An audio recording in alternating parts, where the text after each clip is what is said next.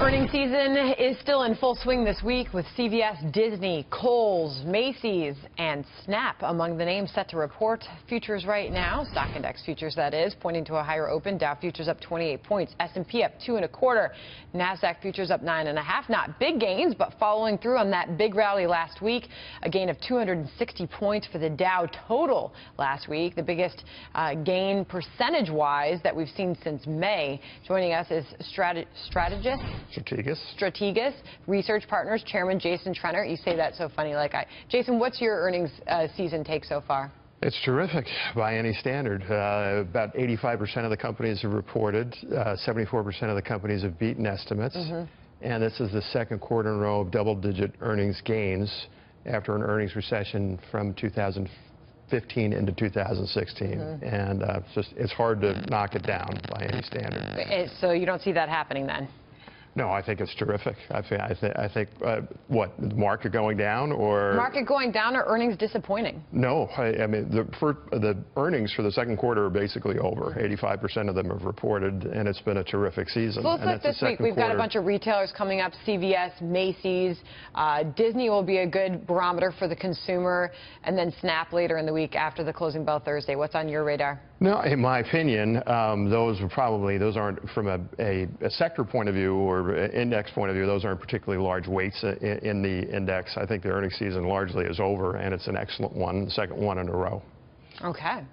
Do you give credit? I mean, there's debate. Is this still a Trump bump, or is this because we've just had the market performance, or is it because of earnings, value of the dollar? What do you attribute it to? Listen, as a small business owner myself, we have about, I don't know, 60 people.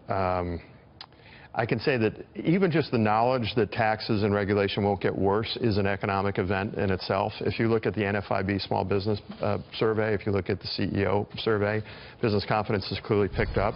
So I think some of it is attributable to the president, candidly. Certainly nothing from a legislative point of view has happened.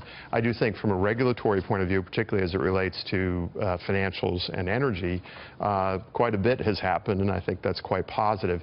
So serendipitously, the election coincided with an end to the earnings recession, as I said before. So I guess my point is, it's a little bit of both.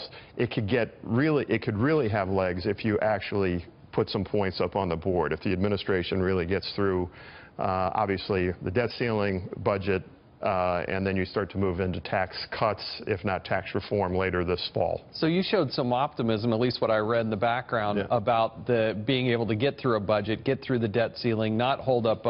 Where is that optimism based on? Well, based on what? I would defer to the expert. I mean, but I do think the Freedom Caucus last week announcing that they would probably not hold up the debt ceiling is a meaningful change. But there's no way that those people are going to vote for a debt ceiling increase. Well, I think, in my opinion, sooner or later, with all due respect, I think self-interest will take over, because Donald Trump in many ways is not on the ballot in 2018. In some ways he is, in some ways he's not. The other people are.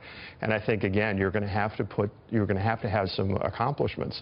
So far, there haven't been a lot of any legislative accomplishments to speak of. So I just think that ultimately self-interest will take over. Jason, I'm interested to see, is there going to be a difference in response between, like, let's say, tax reform versus tax cut, right? If they're able to get something that can be permanent and long-lasting rather than just exist within that 10-year window, a cut which they know will expire, which doesn't necessarily give businesses the confidence to say, hey, this is a long-term situation that I can be dealing with. Is there going to be much variation in the market and what businesses respond to insofar as what we get on taxes? It's a good question. There should be, and obviously from any economist would tell you that things that are permanent mean more than things that are temporary. By the same token, if you look at the 2003 tax cut, which was quite a bit smaller, was not tax reform by any standard, it had a very meaningful impact on both economic growth and the market in 2004. So most of my clients are institutional investors. Whether they like it or not, they might say they're long-term investors. They're worried about performance over the next year or two, and in my opinion, it would have a very meaningful impact for the market in that period. But there's no question that permanent tax changes would be meaningful. Unfortunately, there's 3.5 million words in the U.S. tax code. Oh, my word. And the last time you had tax reform was 1986, after Ronald Reagan won 49 of 50 states, and economic growth was booming. So this president, unfortunately, does not have that kind of political capital. So I think Mr. Ryan and others would be well served to just, again, to use a football analogy, put a few points up on the board, do the stuff that's easy, and then take your chances with the long ball later on. All right, Jason Trennert, thanks for being here. Thank you. All right. Coming up.